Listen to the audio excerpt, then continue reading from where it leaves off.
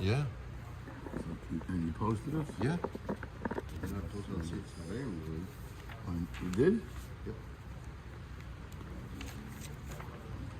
Ready?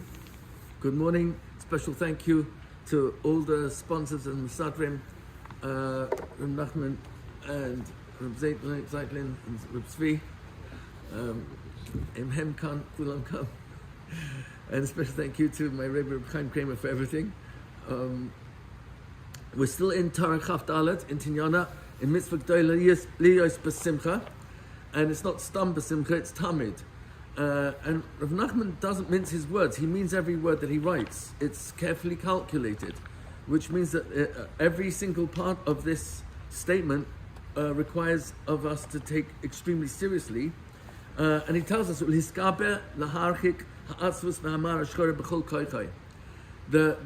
the obvious sabotage of Simcha Tamid is going to be Marashchara and Atzvus.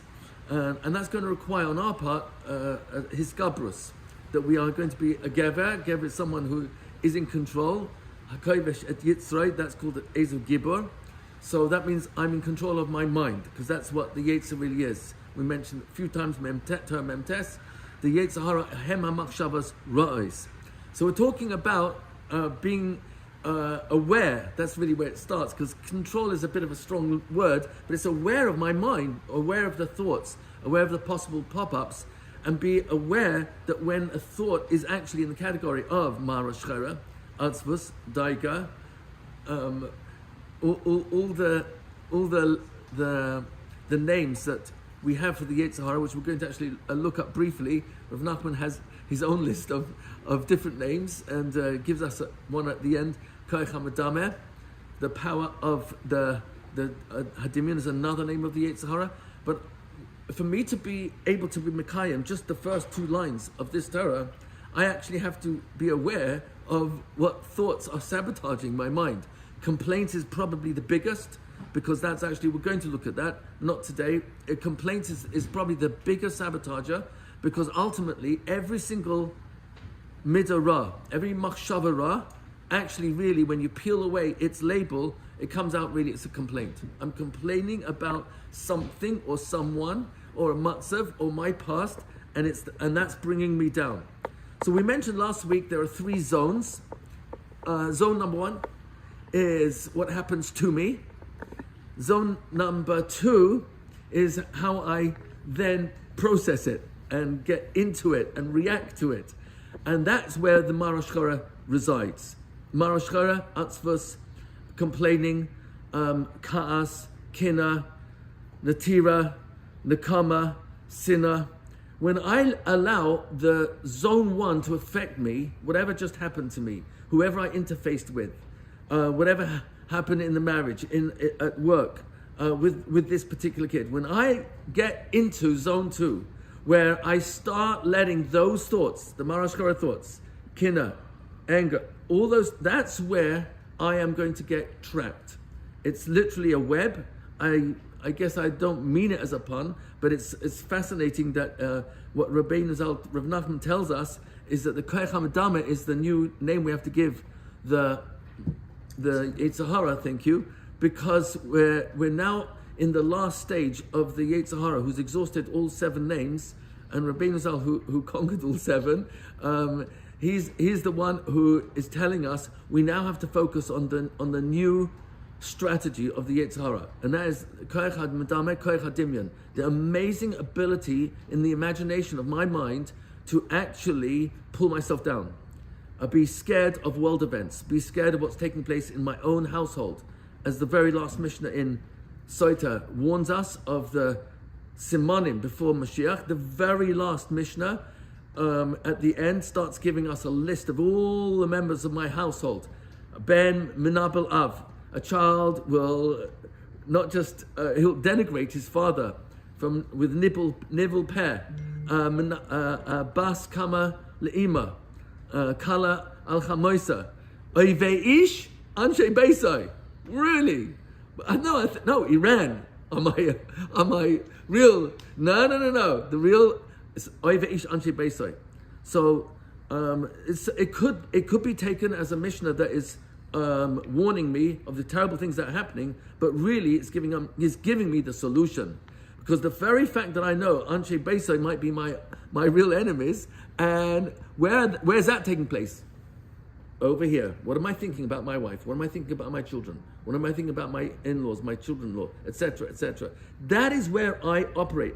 And the Mishnah itself, which I think stems perfect with Rabbeinu Zal, ends off, Al mi lanu l'hishayin. Who can we rely on? And Hashana is an interesting type of reliability, because Mish'an means that when you remove the item I'm being Mish'an on, I will fall. That means I've got total smicha on that item. It's not leaning. That's not what Mish'an. Mish'an means I'm completely reliant. Al mi lanu l'shayin ein lanu. Al mi l'shayin el avinu shebashamayim. We only have Avinu. So we need to really get clear. I need to know who is the Atzvus and Marashkara, and I need to fight that with all my mind. That's what koicha really means, because that's all I've got. We're not talking about physical koicha. We're not talking about political clout. We're not talking about financial strength. We're not talking about influence on people. We're talking koicha really means over here. That's where we're fighting this battle. Rabbeinu Zal mentioned it. We quoted last week that Rav Nachman says that Ikar HaYisurin is taking place over here. It's taking place in my mind, and therefore it's a chesaron of my das when I'm actually experiencing the Yisurin. Because as far as HaKadosh Baruch Hu is concerned, it's actually all good. That might sound like a huge midas chasidus, but actually we're going to maybe see today. Shulchan Aruch expects of that of me. Chayav Adam levarach al hara shmevarach al hatoiva. The same simcha. Le'olam yadam ragil loy kol da'avid rachaman atav avid. Hashem wants me to get out of zone 2, go right to zone 3. Get out of zone 2, and if I'm going to be really smart, the moment zone 1 hits me with the marriage, with the difficult mother-in-law, brother-in-law, sister-in-law, it doesn't make a difference what or who. It makes no difference, because the Olam Hazeh it's just got an amazing motley of different colors of people and in circumstances that are hitting me all the time. It makes no difference. The moment I'm aware, this is what's happening right now to me in zone 1, skip zone 2. And that is not denial of the negative. That is reality. Because Hashem wants me to realize that this black spot, the Marash Chaira, the Atzvus, the Daiga, the Pachad, the Yira, everything that is negative is contained in that spot. And when I pay attention to it, what happens to the spot? Water the weeds, gets bigger. And when I pay more attention, water the weeds, gets bigger and bigger, until the whole page is taken up by the black spots and there's hardly any white left. I can't see the Nekudas Tovos. And Rav Nachman is telling us, get fixated on the Nekudas Tovos. It can turn around to Russia, Gomor. That's extreme. But that's what he says. Reish Pei Beis, most famous probably of all his Torahs. Get out of here. Don't get stuck in here. This is not where I belong. It's not where any of us belong. And if the news of today is not enough to remind us that Hashem is taking care of us with all the missiles that have been fired at us, and now a different nation is destroying the nuclear. I mean, where does this all? Only HaKadosh Baruch Hu is running the show, and therefore there's much more reason for me to be besimcha than for me to fall into daiga, worry, anxiety. Even though it's a huge industry, and it's a celebration of analyzing what that person said and did, and now string the dots together so that you can now, and I've said it before, please be merciful me for saying again, it's never too late to have an unhappy childhood. If you look deep enough, you're going to see how irresponsible your parents were and how abusive, might have been very subtle, but ultimately it was traumatic for you, abusive. You're scarred. You're scarred. And before you know it, I get so stuck in here. I get so stuck. And then, how am I ever going to continue my marriage? How am I going to continue my relationships? How am I ever going to get married? How am I going to stay married? How am I going to get married again? And because I'm damaged. Get into Hashem's reality. Hashem is good.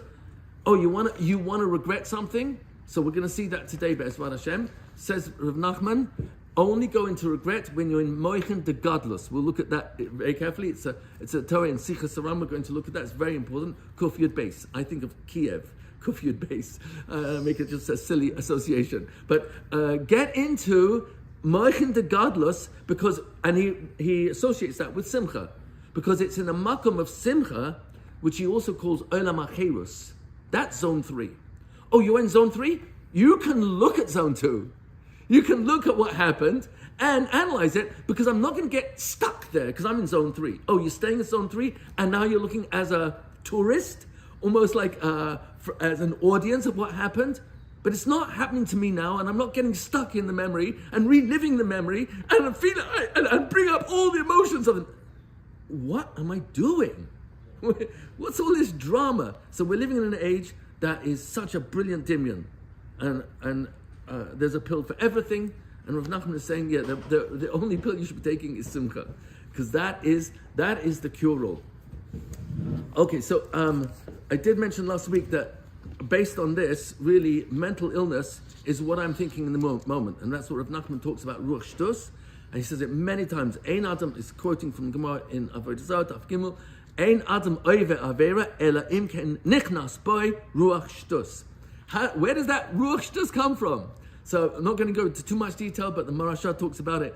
We mentioned, I think, in Daf Yud Amud Beis in Makos. But Derech she'adam roitze leilech moilichin. The direction a person roitze is a very strong language. Actually, meaning he must go. He really wants to go in that direction, no matter what. Moilichin, they accompany him. Who are the they?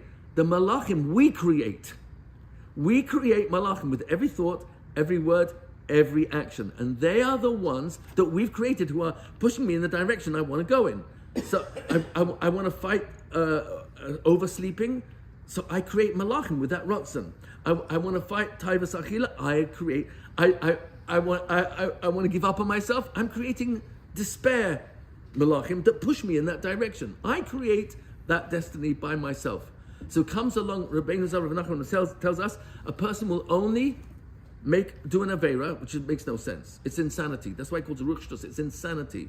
To do an Aveira in front of a Kodesh Baruch Hu, that's mad. In front of the king, right in front of him, go against what he just told me to do, that is insanity. So how do I act insane? Ein Adam Aveira ela im kem nichnas boy Ruach Shtus. Where did the Ruach Shtus come from? From the momentum I created in my own thoughts and actions and words. So Ruach Shtus is insanity. That's really, I guess, one way to describe it. And the moment we have a hero of teshuvah, that's called sanity. So I am constantly, every single day, mentally ill and mentally healthy, because it's up and down. I can get myself, as for Shalom, into a state of permanent mental illness where I need actual therapies and medicines, but that doesn't happen overnight. That comes from weeks, months, and years of thinking and speaking and acting in a way that I'm down and depressed until I'm so convinced I can't even hear the light. I can't see anything. Or this is completely covered in black. It's all black, mara shchara, and it's bitter. So Rabbeinu Zal gave us Anpin Chashuchim. These are different names for the Yetzer Hara, the Sitra Achra, Mara Shchera, Avodas Ililim, Atzvus, Baldava. We mentioned Baldava. Just look at the words. It's so revealing. Baal is an owner or in control. Like Baal Abayit, he controls the house. Baal is an owner. Dava of a word. He is a master orator. The Baal Dava, the Yetzer Hara, when he uses arguments to persuade me, I'm wrong, I'm bad, I'm a failure. What's the point in trying? I've tried so many times, it doesn't work. And before you know it, I have fallen into being persuaded. That Baal Dava is huge. And Rav Nachman says, and this is in Torah 23, paragraph 1, in the first chelik of Likutei Moharan, he calls the all of these a bechina of misa. I'm dead when I'm stuck in daiga, mara shchera, atzvus, because the full gamut, the full accounting of how long I live is not how many years my body is on planet Earth before it's buried in the ground. The full calculation of how long I lived is how much of my thoughts are about Avas Hashem, Avas Yisrael, Dveikus, talking to Hashem, His Beidas, His Chaskus, picking ourselves up again and again, the Kudos Tovos in ourselves and in others. That's what's going to be calculated as how long I lived. the quality and quantity. So a person could have lived 100 years, but when he arrives, there's a calculation. You only live 5 years? No, I was 100. On my grave it says from 1929 to 2029, I lived 100 years. Yeah, but we are counting what was going on inside my thoughts. So it comes on Rabbeinu Zal, and he calls all of these are bechin of Misa. In the words of Chazal, Perek Beis, Mishnah Yud Aleph in Pirkei Avos, Rabbi Yeshua Aimer, Ayin Hara. I have an Ayin Hara on people, on things, on places, on other people's possessions. V'yetzer Hara, my negative thinking. V'sinas habriyos, and hatred towards people, creatures. Motzin es Adam min ha'olam. Now it's not yotzi, it's not will take, it's happening now. My mind is being removed from this world. So my body's here, but my mind isn't, and so I'm actually wasting the only asset I have, which is my mind. And with it, I'm wasting my time. Those are my greatest assets. And to reinforce this, Rebbe Lazar, Hakapar Omer, this is in Perek Dalet, Mishnah Chaf Aleph, Hakina v'hatay v'akavod motzin es adam min olam. It's taking me out of my world right now, because instead of me thinking about what's good, ayin tov, and instead of being instead of the kina that I'm experiencing, I should be experiencing, I'm so happy for you. This is what Hashem blessed you with. Instead of me going there, I'm stuck in kina and taiva and covered, and I'm wasting my life. I'm wasting my mind. I'm wasting my time. It's my greatest asset.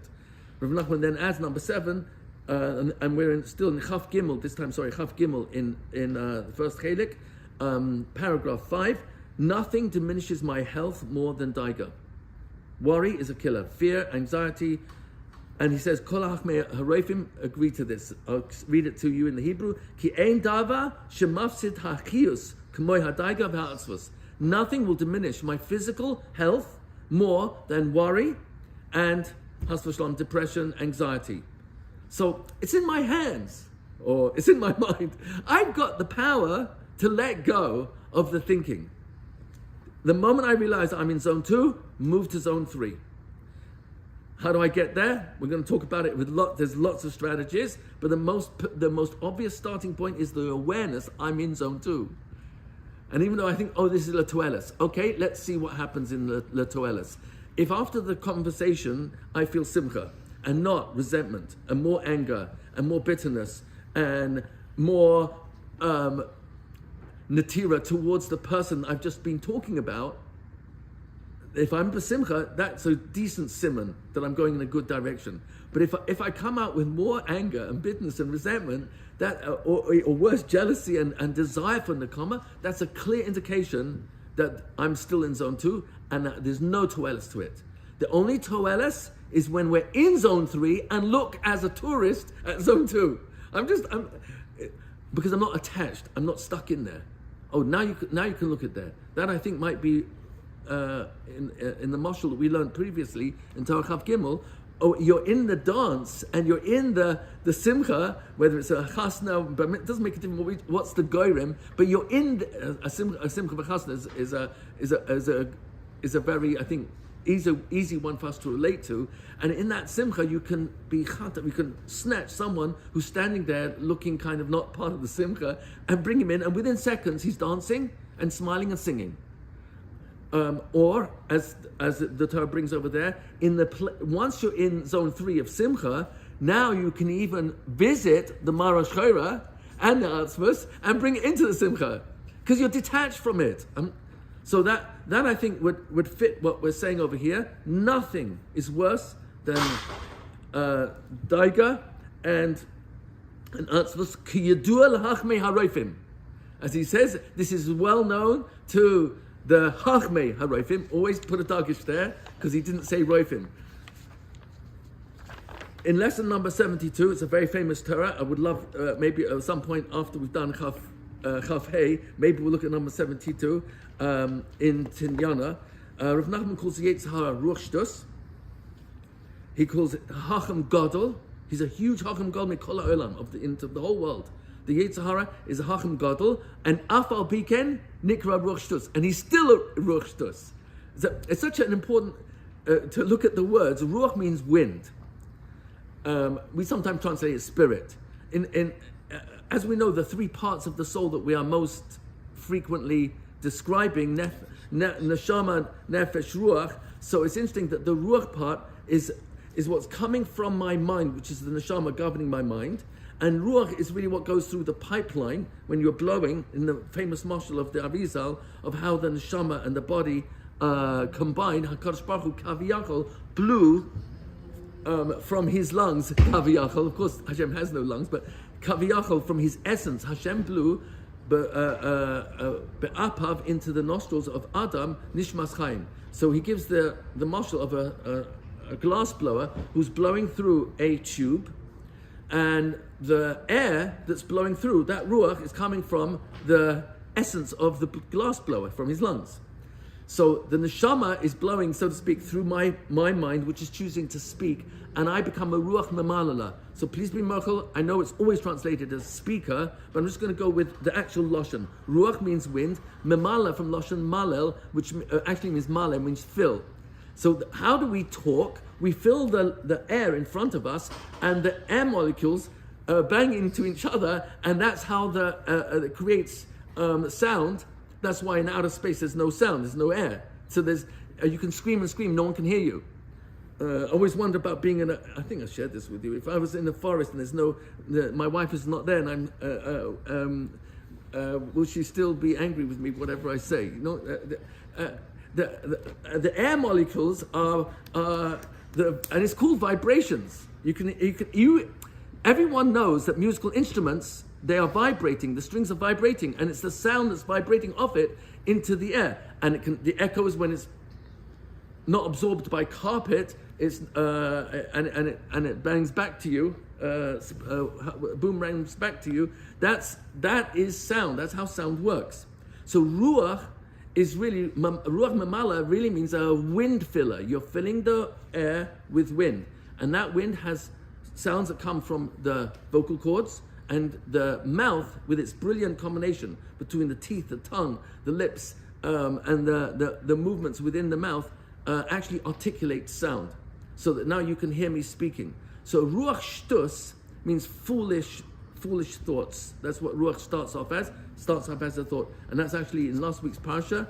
I don't think I quoted the exact, but when Moshe Rabbeinu Vayiplu al paneihem vayomru kel elokei haruchais. Hashem is called kel elokei haruchais.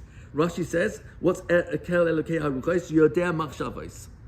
The ruach is referring to machshava. That's why Caleb was called. Hashem said ruach acheres haitzaboy. He had a different thought. So ruach is the mind, but it comes out as actually speech. So ruach shtus starts over here, and then I follow up with talking about this ruach shtus. He's a hacham gadol, evil. This is all in Torah lamed ayin base. He's called an evil. That's from the word evil. The other way around. Evil comes from the word evil, and the Rak says shtus. So it's all different words for shtus. Petty. Rav Nachman calls the Yetzer Hara petty. What's Radak say? Petty is someone who's easily persuaded. It's got such a small mind, doesn't take much to persuade them to do something, because they don't think it through. I think in English, I believe the word petty, someone's got a petty mind, so a small mind, comes from petty over here as well. A petty is someone who's got a foolish mind. What's a foolish mind? He won't think for himself. When we get to God, Moichin to Katanus and Moichin to Godless, it becomes much more obvious that the language is revealing what the meaning of the words are. Meshuga, Radak says, it's Tinyana, you do it. Everyone knows a Meshuga is a crazy person, completely mad. Sichlus HaGadol, these are all words that Rav Nachman talks about giving names to the Yetzer Hara. When I've got foolish thinking, I'm making decisions based on a surface assumption of what this person is and said and did. There's so much more, and it's so easy to be done. Of course, if I just know that I don't have the picture, there's no way. Even if this is my child I'm judging, and I think I know the picture, it's not true. It can be years later I find out this kid was bullied in school. This kid had a very bad Rebbe, didn't say it, and had a terrible year. I didn't understand that, and things went downhill from there. Sichlus Gadol, Radak says Seichel when it's with a sin. then it's referring to your mind. But when a samach, then it's referring to tipshus of the mind. The language he uses is tipshus. Muzahamim is all lashon of Rabbi Nachman in ayin base. Muzuhamim is the expulsion of toxicity from where from its source. So, for example, sweat. In the case of Chava, she received the zuhama of the snake, whose complete kavana was pure taiva. There was no emes in that zivug. It was expelled from us when we came to Har Sinai. Unfortunately, with Chet Egel, we got it back. Leiv Arel. This is the lashon of Rabbeinu Zal. Leiv Arel really means a mind. It's an Arel. Arel we saw before. I know it's translated as foreskin. It doesn't really fit very well over here. But Arel is a lashon of miuta. That's what Radak says. It's extra. And for example, the foreskin is extra skin that has to be removed. The word extra, when it comes to Orlas Halev, is referring to the extra thinking that I get myself stuck in, and that's zone 2. Anger, rechilos, building my narrative of how bad this person is, or how bad the matzav is, or why I can justify why I should be b'daiga. All that is just taking place in this language that Rav Nachman is helping me pay attention to. Extra thinking. Extra thinking is the worst. I'm just wasting my mind. Yetzahara ha'av hagashmi. Then he gives another name for the Yetzahara. Ha'av hagashmi. It's thick and it's megusham.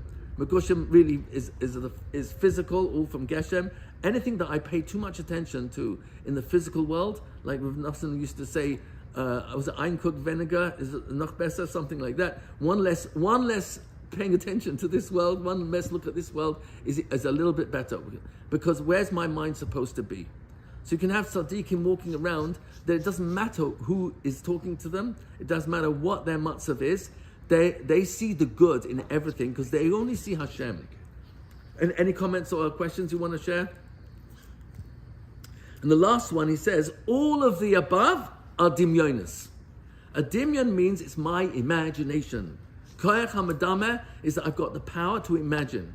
And it's the power of imagination which allows us that when we learn a lot of Torah, when you've got one piece of Torah, okay, that's one piece of information. But as soon as you learn a second piece of information, you can do something you couldn't do before. You can compare the similarities, contrast the differences. And now you begin what you might call Iyur, and you can start to mi'ayin in those differences. That's called Bina, because Bina is building, from the word Ben, which is an extension of a parent. Even is a building block, a building stone. Even is made up of the first 2 letters Av, last 2 letters Ben, because Av Ben is the beginning of building, your extending of yourself. So the concept of Bina is that one is extending one's understanding, because now you can compare and contrast, compare similarities, contrast differences.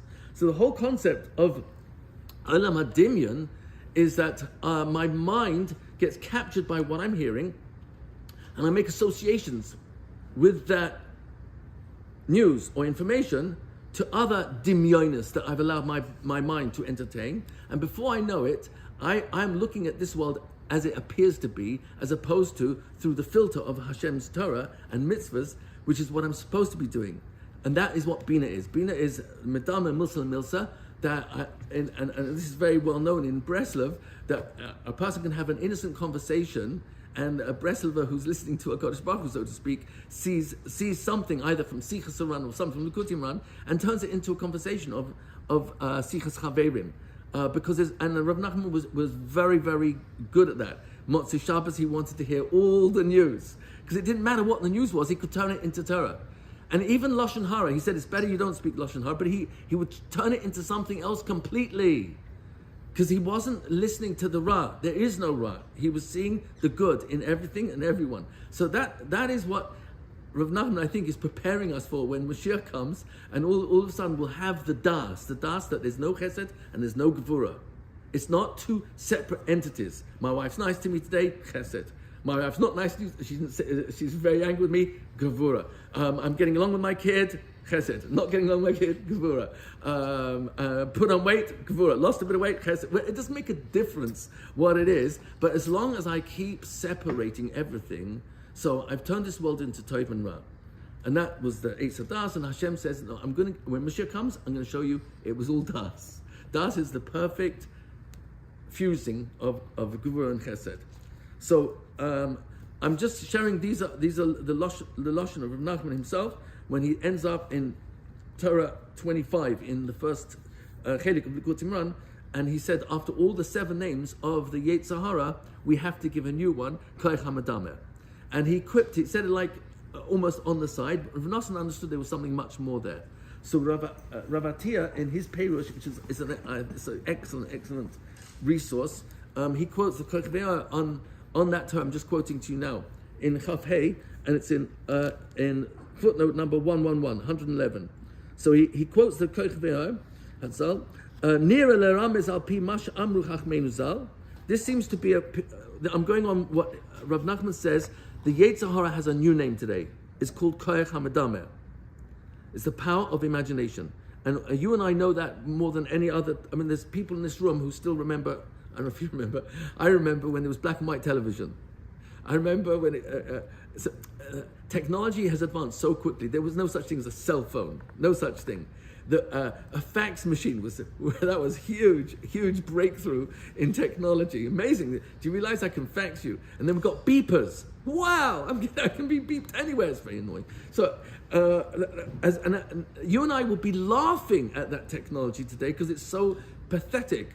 Maybe you can find those specimens in the British Museum or Natural History Museum, but what we have today, just touching without pressure, just touch the screen. Many times I can't even tell I touched the screen, but it seems that it reacted to my finger. I didn't sense that, and the sensitivity of your finger is quite strong because it has to be able to tell if something's hot. That's very, very important. And yet somehow this technology is so sensitive to almost you haven't touched it and it's already responded. So the Koach HaMadameh of being able to access movies, which is completely Koach HaDimyon, and even documentaries which are meant to be on facts of events, there's so much Dimyon there, and there's a lot of license that they take. When it comes to commercials and advertisements, that's a whole chokhmah. That I'm very qualified to talk about. I've done thousands. I'm not sure about thousands, hundreds and hundreds of commercials for my father in the world of the advertising industry. And it is shocking that every single one is a pure lie. And they do it knowing that they might get sued, but it's worth it. Because by the time millions of people have heard the commercial against another product, even if you don't name the product, but it's understood from the way you're saying the brand, even though you're not saying the name, it's clear everyone knows what you're talking about. I did so many commercials like that as a kid and as a teenager. And it's all Olam HaDimyon. They're selling lies. This fish stick, they call it fish fingers in England, has more, I'm trying to remember the actual words. Mummy, did you know that there's more protein in one fish stick, than a whole can of baked beans? The whole world in England knew baked beans is Heinz. Beans means Heinz, that was their whole thing. So everyone knew that you're referring to a can of baked beans. So within 3 weeks, we were sued by baked beans. We had to take the commercial off. They called me back in. Mummy, did you know there's more protein in one fish finger than 12 pork sausages? And everyone knows that in England, Wall's pork sausages are it's the brand that you go to, the first. So we get sued. We're called in again. This time we did it to farm eggs. Mummy, did you know there's more protein in one fish finger than there is in a whole dozen eggs, farm eggs? Now at that time, British farm eggs had gone bankrupt, and the government was taking it over. So by the time the government got around to suing, it may probably years, but the commercial will be out. So I said to my father, I don't remember, I was about 11 years old, Abba, how are they so stupid? They're paying me, it was not a lot of money, they're paying me, but they're paying me in my silly mind. Why are they wasting their money? Just get it right from the start. I said, no, you don't understand.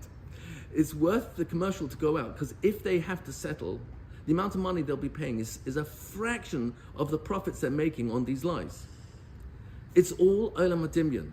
It's such a Olam HaDimyon. Our children are being sold on this every single day with commercials and advertisements. They're being sold that if I could only be as famous as this person, or a rock star like this person, or a singer like this person, I would have the popularity of this, I would be so happy. And the reality is these are the most unhappy people on planet Earth.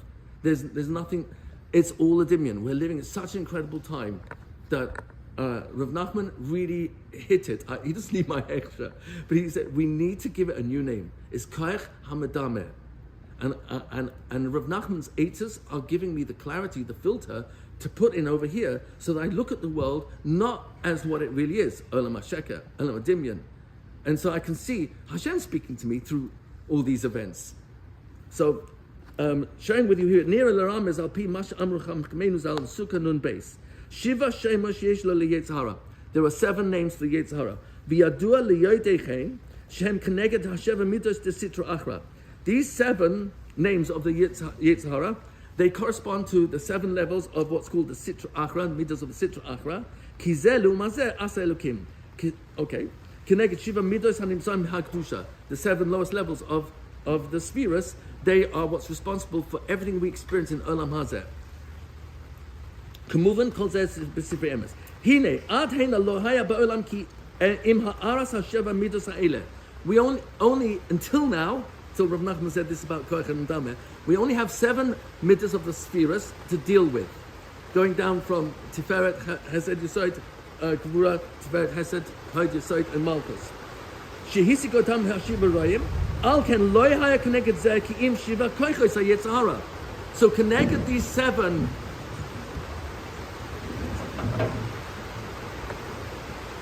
Rav Nachman says in Samach Gimel that when it's raining, as Panav Hashem, Ya'ir, He's shining on us, and it's really smiling.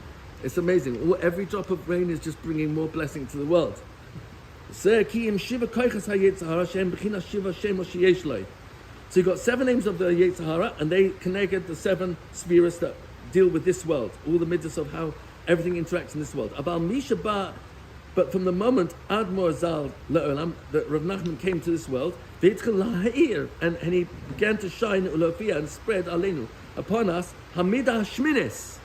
There's an 8th midah, Shihibina. Now that's really already in the Olam Asay Elyonim, but that's where you start with Chesed, Keter, Chochmah, and Bina, and those are all pure Chesed. Ket is 100% unadulterated. And then you've got, after that, you've got Keter, Chochmah, and there's a very, very, very slight manifestation of Din, but Bina is where it actually interfaces with Olam Hazeh, where Din actually can be detected. So Rav Nachman is saying that now we are entering, before Mashiach comes, that we're entering that place just before Mashiach reveals himself. We're entering into Bina, where it's Kuloi Chesed with a little bit of Din. So Shehi Bina Ilah, and that's the elevated Bina. Shehi Sika B'Tachlis HaShleimus She'ein Shleimus Acharav. The Rav Nachman was Masik. He understood, comprehended fully what that Bina is. Al Kein Zelu Mazer Gavra Ve'atzma Me'oid Gam HaMidah Shminish Shel HaSitra Achra. So now the Sitra Achra, if Bina is coming down into this world, there has to be Zelu Mazer. There has to be a pure, perfect, constant, perfect balance of Bechira, and in order to counteract the fact that Hashem is bringing Bina into this world, where the Chesed is going to be overwhelming, but there's a little bit of Din there. Oh, what's going to happen next? The Yetzirah has to have a new manifestation, and what's that? Shehi Bechinas Medameh. That is the imagination. Ki Bina Tikdushahi Bechinas Mevin Dava Metoch Dava. V'Zelim Mazeh Bina Tesitra Achra Hu Bechinas Medameh Dava LeDava B'Shav Hevel Ad Kan L'Shonei. So that's where he's quoting there, and then he quotes from Sir Safei Kodesh, Chelik Hey, Ois Kuf Ein Zayin. There's new editions, whatever, but that's the original 8 volumes. Sheva Shemosh Yesh Lo Le'Yetzirah, Ra, Arel, Tameh, Soiner, Hater, Michshol, stumble makes us stumble. Even, that's referring to the mind that is like blocked. Tzifoni, hidden. Shu Keneged HaSheva Sfiros Tikdusha Shnechlanim Zeh Bazeh Ad Arbaim V'Tesha Shari Kedusha Shekenegdam Hem Arbaim V'Tesha Shari Tuma. 49 levels of Tuma, 49 levels of Kedusha. And then I'm going to just close on what he says. So Nachman is the letters Mayach in the middle, Nachman, and the first and last letters spell Nun. So Nachman reached the 50th, and therefore he's able to give us the strength to stand up to the Koach HaMedameh. And how do we do that? through learning his eitzes and understanding that this world is a brilliant dimyan, but it's the volume of that dimyan is being turned up before Mashiach comes, so that the incredible misinformation, disinformation, it used to be called the age of information, and now thanks to all the media, which I think is so interesting that media has those two Hebrew words in it, because it's like almost Hashem's hiding to tell you, it's just whose opinion? There are no opinions that matter in this world except Hashem's opinion. And through his tzaddikim amitim, through Chazal, that's what I'm supposed to be filling my mind with. Everything else is pure shtos. So comes along Rav Nachman and warns us that the koyach hamadameh, that's what I've got to start everything I hear and see, I've got to be medameh to Hashem's reality. Otherwise, when I get sucked into anger, sucked into kinna, sucked into netira, sucked into atzvus and marash chera and daiga, I will be spending time and money and getting entangled in relationships where only when I sit and learn in front of a sefer, I've got a chance of some sort of moment of sanity, but the rest of my day is completely belua. I'm immersed in nonsense. So Rav Nachman really wants us to kind of let go of that and realize zone 2 is not where I belong. I belong in zone 3. Movies is zone 2. The media is zone 2. Unless we're looking at the media very briefly and understanding how to turn that around. But Rav Nachman was very good at. AI is probably the ultimate sheker gamur. You can now. I had a 15-year-old kid I was working with who's got the software and he showed me he videoed his mum for 2 minutes. That's all it needs, and her mum was speaking for 2 minutes. That's all. The video captures every single movement in the face. Now there are over 5,000 different combinations of facial expressions you can make with the 46 muscles, and the intonation of the voice. It only needs 2 minutes of filming and of recording the actual voice, and then he could do this on his phone. You type in anything you want this person to say. This became now very popular with all presentations in schools, and I actually last week played Achlan Sefer Torah, and it was the Nishmas's boy, and they did a presentation, and it was spooky, but they had an AI where this boy was now speaking, thanking everyone to come, the Nishmas himself. It was beyond spooky. Yeah, spooky. So see, what's really amazing about that is you had to, I'm sure if I was in the audience, I'd have to keep reminding myself, he's actually this was not recorded because he's no longer here. So there would like be moments where I've got to check into, so what's reality? So this is the whole point. You've got MS and you've got sheker, and 99% sheker, and what 99% MS is 1,000% sheker. And that's what AI is. AI is 100% sheker, but it's able. Sorry? They bring Elvis back, right? Yeah, all the different nincompoops. And it's entertaining, and it's a waste of the most valuable asset I own, which is my mind and my time. That's what life is: my mind and my time. I know for Kirov reasons, I was watching Star Wars with a kid a while ago. And it's interesting because I went to yeshiva in 1977, so I missed, and that's when Star Wars came out. So I never saw any Star Wars in my whole life. So now I'm watching episode 3, and right at the end, the person who passed away says to the guy, I can't even remember his name, who's now fighting against the Sitra Achra. He says, "The Force will be with you." I said, "Wow." The force, HaKadosh Baruch Hu, who controls every atom in the universe, it's not just is with you, he will be with you right till the end, and there is no end. So I'm not confessing on publicly but sometimes you just got to get under the table in order to get someone from thinking they're a turkey. So here we got the tivers of this world are they're not being hidden anymore. Now the Supreme Court actually gives a stempel of approval to same-gender marriages. That's thank you to Obama, excuse me, I know it's on here, but just want to be. I don't want to be a faker.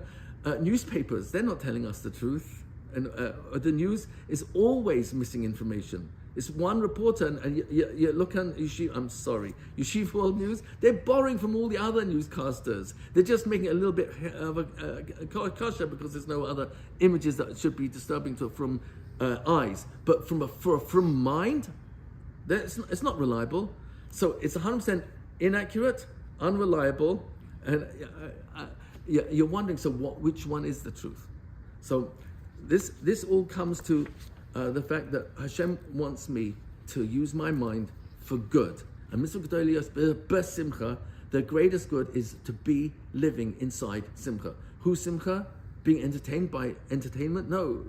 Real simcha is I know I'm giving nachas ruach to Hashem when I put on tzitzis, when I look at my tzitzis, when I close my eyes where I shouldn't look, where I'm saying a kind word instead of lashon hara. When I know I'm building myself, I'm giving nachas ruach to HaKadosh Baruch Hu.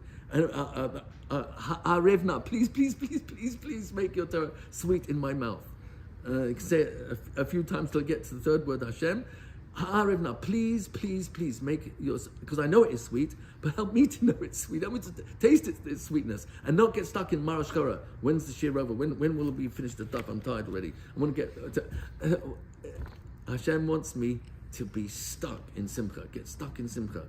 And Rav Nachman knows that it's a mitzvah of tamid, but the biggest problem is I've got to be miskaber and laharchik, push away, distance the atzvus and the marash chara.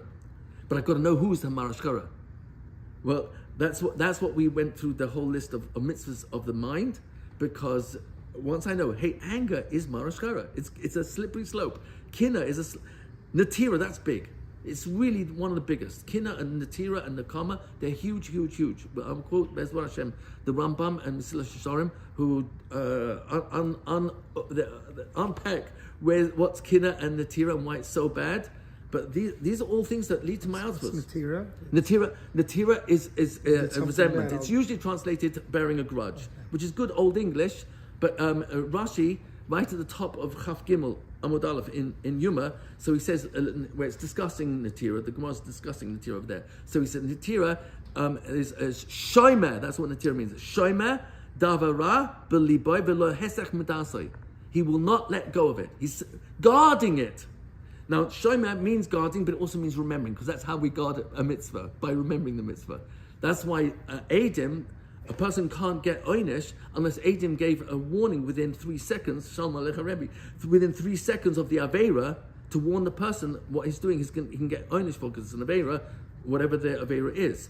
Why? Because you're reminding me of something that right now, I'm in Hesach Hadas, I'm just so angry with this person, I want to kill him, I want to hurt him, I want to hit him, etc. So it all fits in perfectly. Shmira, many times, unfortunately, we translate it as guarding, which is it's not bad, but what is the guarding? It's remembering. Shmiras HaMitzvahs is remembering the mitzvahs. So Rashi points out, Natira is remembering the davara, the bad thing that person said or did. And what we're going to see in a few moments, hopefully, we're going to see... So how do we control our memory to not remember something negative? I mean, just take on something positive in our thoughts. So this is something I really want to jump into. I actually have the notes for it for today. I'm not sure if I'll get to it, but the main thing is that when Rabbeinu Zal tells us to look for the Nekudas Tovos and to be B'simcha Tamid, that means I've got to have strategies. Rav Nosson Zal brings us out. I've got to have strategies for dealing with when the daiga pops up in my mind, when the hatred or the natira. I can't erase the memory. That's, I think, part of your question. Right. But what I can do, and this is where Bechira always exists, in my next thought. I may not control the pop-up thought because it could have been associated just by mentioning that person's name. Or someone said something unkind about them and that reminded me, yeah, I had an experience like that. And that's what pops up in my mind. And what Hashem wants me to do with that thought is ignore it, move on to something else. And that is how I actually serve Hashem, b'chol levavcha, b'shnei yitzarecha, even with my Yetzirah. How do I serve? Still there, you're just putting it aside. Yeah, I'm ignoring it. Move on. You're right, I can't necessarily erase the trauma and the scarring that's in my memory, but I don't have to talk about it. I've got the most extreme examples of that, both from the Holocaust, but even more modern, where Nashim have been abused countless times. and then when they go to the counseling, which I'm describing here, which I call it one thought therapy, to discover that the only place I can experience what happened to me is by remembering it. And when I remember that terrible thing that was done to me, I give life to the memory. But I don't make it actually happening now. I'm giving life to a memory. And with that memory, I realize I'll never be able to trust any man. Therefore I'll never be able to get married. And if I do that, how will I be able to? And then before you know it, I'm spiraling with all this. But what happens in what I'm describing is the moment a person is aware that the memory is exactly that. It's a memory. A memory can't kill anyone. It's happened. It's the past. Ava. It's gone. It's history. The only place it now exists is in my mind as a memory. And when I get it up as a pop-up, what should I do? Enter zone 2 for a long time. Okay, I can't afford it for such a long time because it's extremely expensive, like $300 an hour. So I'll do 2 double sessions a week. Okay, I'll mortgage my house now. But guess what happens next? The spillover of that is that if I don't have a professional health practitioner who's going to help me focus, what's good about what you went through? Nothing. What do you mean? It's a stupid question. What do you mean? What's good? So, well, is it happening now? No, of course not. Why am I here? I'm trying to get out of this. So what's good about it? Are you happy it happened? No, of course I'm not happy. What are you talking about? So, are you happy that you're not happy about it? We can help find something that's good. Are you more cautious, more careful, moving forward? Is everyone like that? Are you angry with Hashem? How can we deal with that? Should we talk to Hashem about it?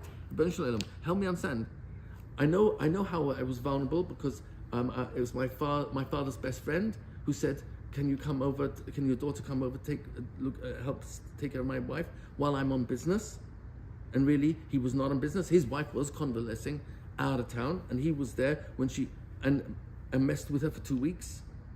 So what else is good about it? And start digging for what's good about it. But the most important piece before we can even get there is, where am I experiencing it? Oh, it's a memory. So how long does a thought last? Split second. As long as I think it. Split second, it can be just a split second. Or if I keep thinking about it and talking about it and I can't fall asleep about it. So who's generating? Who is giving life to that memory? I am. So the moment I realize, look, that man's not here, and I'm so careful from now, I'm going to be so careful. So once I know it's a memory, who controls my mind? He's not in the room telling me to think it, not playing a movie about it. No. So once I'm aware that this is what happened, and I am the producer of the movie from now on. So I don't have to go there. Once I get that empowerment, it's not from outside in, it's just a recognition of where Hashem wired our minds. So that's what Rashi is saying, Hesach Hadas. Shomer Hadavara, he's guarding the bad thing that happened or was said to him. Ve'lo Hesach Medasa, he won't let it out of his mind. I'm remembering it, I'm guarding it, and I'm going to guard it till the grave. I'll never forget what that person did to me. But who's suffering? Who's not falling asleep tonight? So it's a process, but the first step is awareness that it's thought that is killing me. The person's not here anymore. The trauma is thought. And once I know it's thought, I can move on. Many Holocaust survivors, it was amazing when you ask them, why didn't you talk about it? It says, I was too busy building family. I was too busy raising children. I was too busy with my business, starting my business. I was too busy building community, building yeshivas, building schools, building Jewish community centers. They'll tell you that. It's astonishing. So that means the mind has the ability to deal with trauma in the most healthy way. And what's that? Don't think about it. Move on. The problem with this solution is it costs no money to say, stop thinking, stop talking. There's no money to be made in this solution. You say that you're suppressing the old man. Right. That's why I say, and maybe we should learn it inside. The Malbim on that pasuk, Daig belevi yashchena, deflate it, says the Malbim, and he goes, it's like 2 columns of explaining why the suppression of that memory is how you are healthy. Because while I'm angry and irritable, he's saying what Rav Nachman was saying. in Sicha Saran, in Kufiyud Beis Kiev, he's saying, when I'm irritable, angry, and suffering, that's not the time to get into trying to understand it. I got to get into zone 3. I got to be in Mochen to Godlos, which is Simcha, and then I can talk about it. But Kozman, I don't want to get out of zone 2, and he talks about it. Kuf Tzadik Dalet. He says people want to stay in their Yisurim. They don't want to diminish it. Kuf Tzadik Dalet. I think we've mentioned it before. Kuf Tzadik Dalet. It's so simple and so powerful. That's what I'm looking at the page numbers. Kuf Tzadik Dalet. Sorry. Here.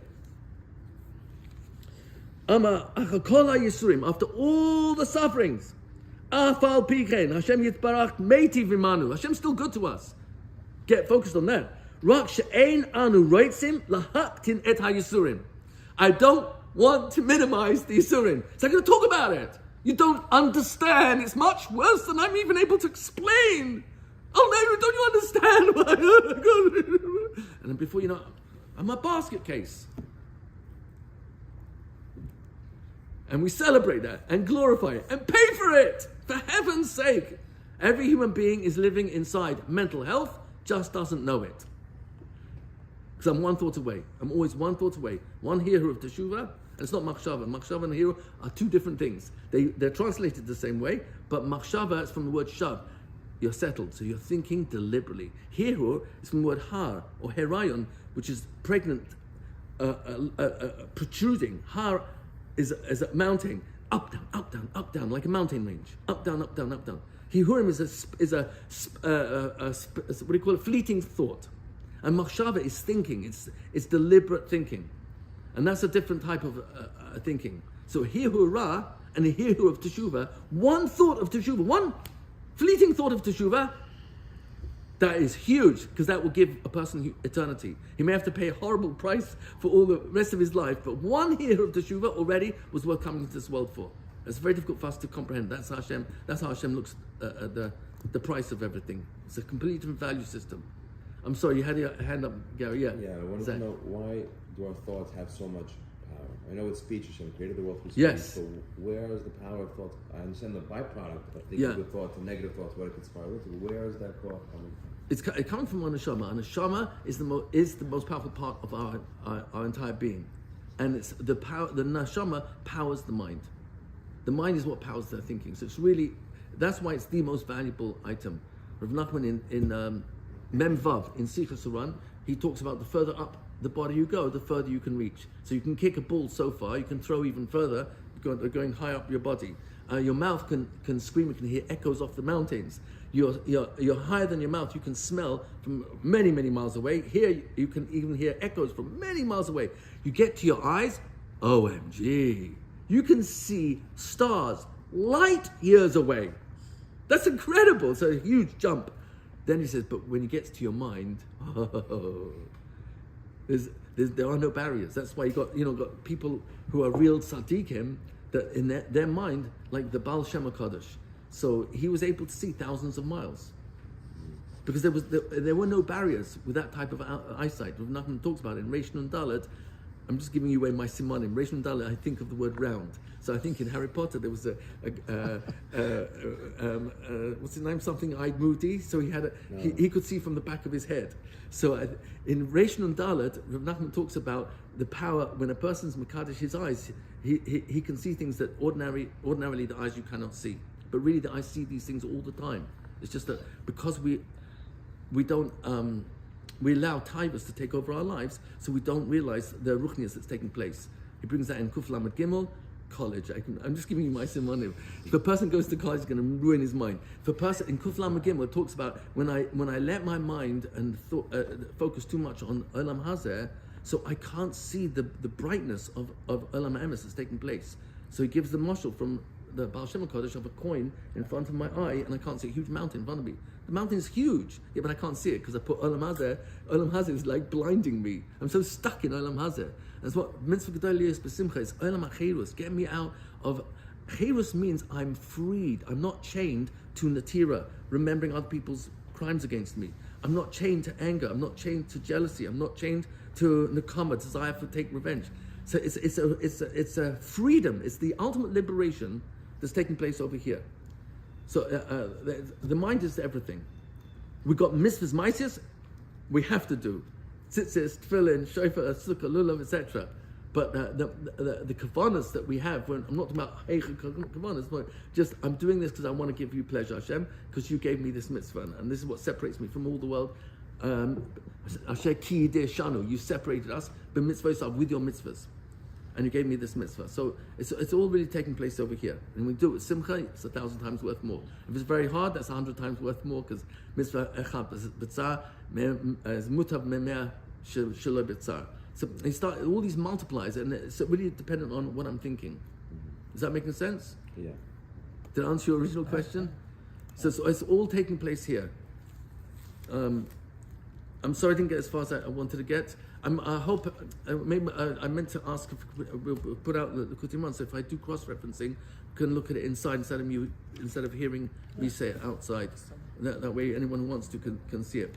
But I think the zone 1, 2, and 3 is an elegant way to start looking at a lot of the Torahs that Rabbi Rietti was telling me, don't get stuck in zone 2. Go straight to Chirus. Go straight to Simcha. And it's one thought away. We're never stuck. Ever. And Yush is a complete dimion. That is the biggest... Depression is the biggest dimion of all. It's simply not reality. There's so much good I'm not counting that I get stuck over here and I look at my garden, it's all weeds. How did I get there? Well, I'm watering the weeds. Watering the weeds every day. Brilliant. Skaya. Do you have an extra copy of the 600?